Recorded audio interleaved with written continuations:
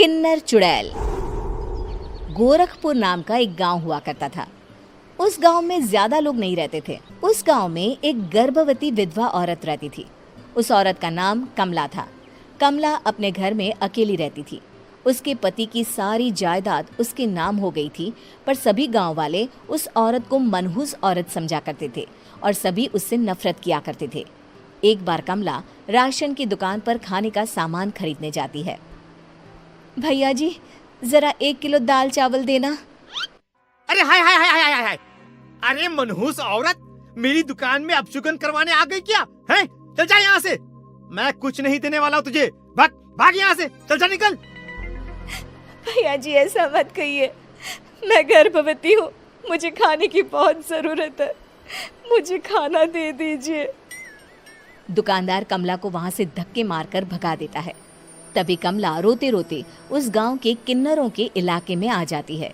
गांव वाले किन्नरों को उसी इलाके में रखा करते थे, क्योंकि वो लोग किन्नरों को पसंद नहीं करते थे और उनके इलाके में रहने से मना करते थे। तो किन्नरों ने उसी गांव में अपना एक इलाका बना लिया था। जब किन्नर लोग देखते हैं कि एक गर्भवती महिला रोते रोते उनके इलाके में आ गई है, तो सारे किन्नर कमला के पास जाकर उसका हाल पूछने लगते हैं। क्या हुआ बहन, तुम्हारी गर्भवती अवस्था में इतनी बुरी हालत कैसे है? तुम रो क्यों रही हो? तुम डरो मत, हम तुम्हें कोई नुकसान नहीं पहुंचाएंगे। तुम शांत होकर सब बताओ कि हुआ क्या है। मैं कमला हूँ। मैं गांव के दूसरे इलाके से आई हूँ। 2 महीने पहले ही मेरे पति की मौत हुई है। मुझे गांव के लोग मनहूस मानते हैं, क्योंकि मैं विधवा हूँ और गर्भवती भी। वहाँ के लोग मुझे खाने के लिए कुछ बेचने के लिए भी तैयार नहीं, जिससे मेरा गुजारा नहीं हो रहा था। कोई बात नहीं कमला, हम तुम्हारा ख्याल रखेंगे। किन्नर लोग कमला को एक खाली घर में रहने के लिए जगह दे देते हैं और उसकी देखभाल भी करते हैं। कुछ ही महीने बाद कमला अपने बच्चे को जन्म देती है, पर अफसोस, कमला बच्चे को जन्म देते ही अपनी जान गंवा देती है। जब सब किन्नर बच्चे को देखते हैं तो बहुत खुश हो जाते हैं, क्योंकि वो बच्चा भी किन्नर ही था। कमला ने एक किन्नर बच्चे को जन्म दिया था। अब इस बच्चे की देखभाल कौन करेगा? हम तो इस बच्चे को गांव के दूसरे इलाके में भी नहीं भेज सकते। और तो क्या हुआ, इस बच्चे की माँ नहीं रही तो हम इसे पालेंगे। अब ये हमारे इलाके में रहेगा, हमारे साथ रहेगा। फिर वो किन्नर उस किन्नर बच्चे को गोद ले लेते हैं, उसका नामकरण कराते हैं। उस किन्नर बच्चे का नाम शक्ति रखा जाता है। देखते ही देखते शक्ति बड़ी होने लगती है। उसके रंग रूप बहुत सुंदर थे। वो बहुत सुंदर किन्नर दिखती है। एक दिन शक्ति एक किन्नर से पूछती है, माँ जी सुनिए ना, ये गांव के दूसरे इलाके में भी तो लोग रहते हैं, तो हम वहाँ क्यों नहीं जाते? हम उनसे अलग क्यों रहते हैं? शक्ति, क्योंकि वो लोग हमारे जैसे नहीं, वो लोग हमें पसंद नहीं करते, इसीलिए हम उनसे अलग रहते हैं। क्यों? वो हमें क्यों पसंद नहीं करते? मुझे एक बार उस इलाके में जाना है। मैं एक बार वहाँ जाकर घूम कर आऊं। शक्ति, खबरदार, जो तू उस इलाके में कभी भी गई तो अपनी जान नहीं गंवाना चाहती तो उस इलाके में कभी कदम भी नहीं रखेगी, समझी? इतना कहकर वो किन्नर वहाँ से चली जाती है। शक्ति उस किन्नर की बात सुनकर बहुत रोती है। माँ जी, ऐसा कैसे कह सकती हैं? उन्होंने इतनी सी बात के लिए मुझे इतना डांटा। अब तो मैं उस इलाके में जरूर जाऊंगी। फिर एक दिन शक्ति गांव के दूसरे इलाके में चुपके से जाती है। ये लोग तो हमारे जैसे ही इंसान हैं, तो ये हमसे नफरत क्यों करते हैं? जब शक्ति उस इलाके में पहुंचती है तो गांव के सारे आदमी उसके रूप से मोहित हो जाते हैं। वो लोग ये अंदाजा नहीं लगा पाते कि वो किन्नर है। शक्ति की सुंदरता देखकर सारे गांव वाले उसकी तारीफ करने लगते हैं। तभी गांव का चक्कर लगाने गांव के जमींदार का बेटा हर्ष वहां पहुंचता है। हर्ष भी दिखने में बहुत सुंदर होता है। जब हर्ष ने शक्ति को देखा तो वो भी उससे मोहित हो गया, और जब शक्ति की नजर हर्ष पर पड़ी तो वो हर्ष को देखकर मोहित हो गई। आपको पहले कभी इस गांव में देखा नहीं। इस गांव में आप नए हैं क्या? जी नहीं, वो मैं बस।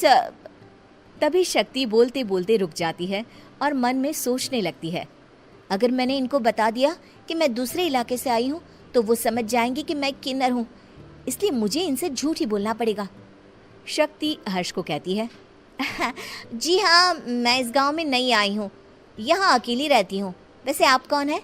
आप भी इसी गांव में रहते हैं? जी हाँ, मैं इस गांव के जमींदार का बेटा हूँ। आपको किसी भी चीज की जरूरत पड़े तो आप मुझे बता देना, मुझे अच्छा लगेगा। ऐसे ही शक्ति और हर्ष एक दूसरे से रोज मिलने लगते। वो दोनों अपने प्यार का इजहार करने एक दूसरे से मिलने जाते हैं। तभी शक्ति का पीछा करते करते एक किन्नर वहां आ जाती है। शक्ति, शक्ति, मैं तुमसे बहुत प्यार करता हूँ। मैं तुमसे शादी करना चाहता हूँ। क्या तुम मुझसे शादी करोगी?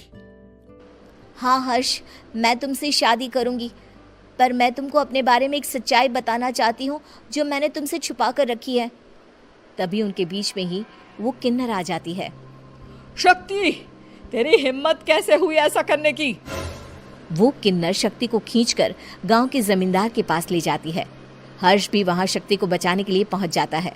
जमींदार शक्ति और हर्ष के प्यार के बारे में सुनकर गुस्से में आ जाता है और शक्ति को गांव के बाहर निकालने की सजा देता है।